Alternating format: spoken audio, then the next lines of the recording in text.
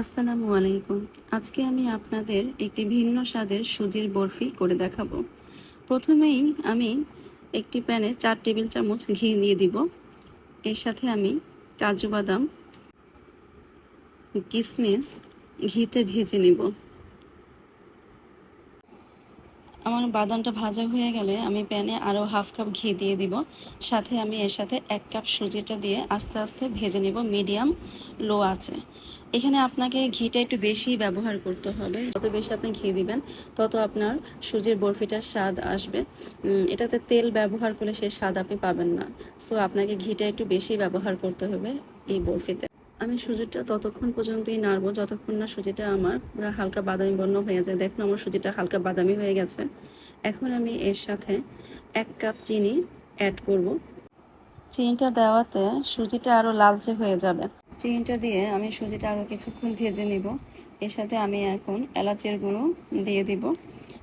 এর সাথে এলাচের গুঁড়ো দেওয়ার পরে হাফ কাপেরও একটু বেশি গুঁড়ো দুধ দিয়ে দিব। ভাজতে ভাজতে আমার সুজির কালারটা গাঢ় বাদামি হয়ে গেছে। এটা যত আস্তে আস্তে ভাজবেন এটার কালার তত সুন্দর হবে।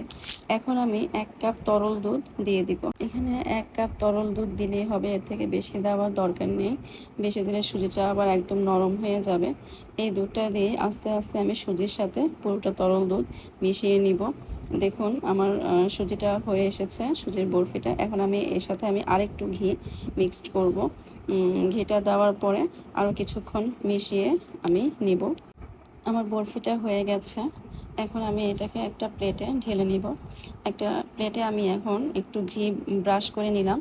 এখন পুরাটা সুজির বরফিটা আমি এটার উপর দিয়ে আস্তে আস্তে হাত দিয়ে চেপে চেপে একটা শেপ করে নিব। এর উপরে আমি বাদাম কিশমিশটা ছড়িয়ে দিলাম। বরফিটা একটু ঠান্ডা হলে আমি আমার মতো শেপ দিয়ে কেটে নিব। আপনারা আপনাদের পছন্দ মতো কেটে নেবেন। আপনারা একবার ট্রাই করে দেখতে পারেন। আশা করি আপনাদের অনেক ভালো লাগবে। আল্লাহ হাফেজ। যে যেখানে আছেন সবাই ভালো থাকবেন।